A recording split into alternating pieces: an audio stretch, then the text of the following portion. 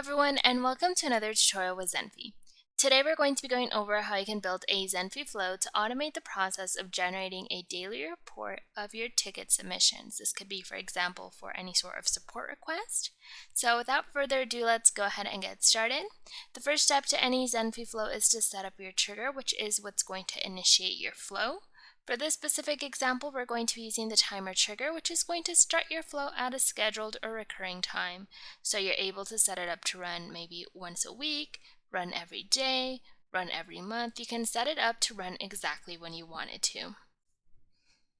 Now, since this example is around a daily report, we want to make sure it runs every single day. So to do that, we first have to look at 24 hours before the flow actually ran so that we can see if there were any submissions in that period. To do that, we're going to be using this action called add time to date time action. So for the base date, we're going to get the start time of our trigger. To do that, we're going to use the token picker, our chain icon. We're going to go to our trigger and click on the start time. And since we want to look at 24 hours before it ran, we want to make sure we subtract 1 day. Now, our next step is going to be to retrieve all of the different tickets in the last 24 hours. For this example, we're looking at the submissions in a Zenphi table.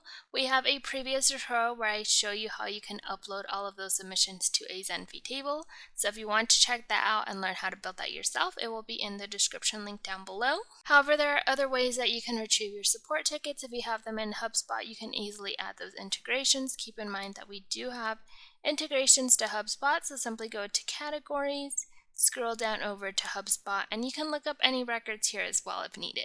So what we're going to do is go ahead and use the list records action. You're going to need to select the table that you're going to be working with, and then in the condition, what I'm doing is the following. And now if we take a look at our Zenphi table, there's a column called date of request. So this is the one that we're going to be working with. This is the date that has to be in the last 24 hours for the flow to be able to notify us that there was a new submission. So now going back to our condition, if we click here on the dials, I have put the condition as return record when the following conditions are met, when the date of request is between 24 hours before and our start time, which is essentially what I explained earlier in this tutorial. You can choose which fields you wish to retrieve down at the bottom depending on what information you wish to feed to AI. Now, depending on if there were submissions or not, we're going to take different actions. So this if condition is going to allow us to be able to decide if there were any submissions in the last 24 hours. So there's a field if we go over to our previous action that says total records. So if that's greater than 0, meaning there's at least one submission, we want to make sure we go through the true branch. However, if not, we'll go through the false branch.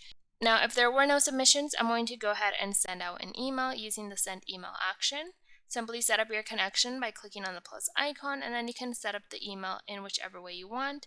You can add a sender display name, change the subject, body, basically just letting them know there were no submissions in the last 24 hours. However, if there was, we're going to be using the power of AI here. We're going to be using the generate text with Gemini action. First, what you have to do is select one of the models. There's different ones that you can choose from. And then we have to make sure we set up the system instructions and the prompt properly. Now, what is the difference between the system instructions and the prompt? Essentially, the system instructions is going to set the stage as to how the action should act, its tone. So you could add something like, you are a helpful support agent, like I did here.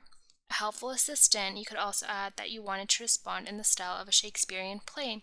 However, the prompt is going to be the specific question or the task that you want AI to do.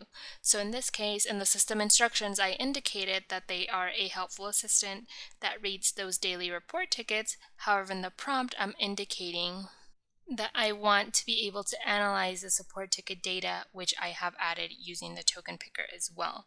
So feel free to customize these two fields to make sure the response that Gemini generates is as exact as you want. Down at the bottom, you're able to provide examples as well. This is also going to make it more exact.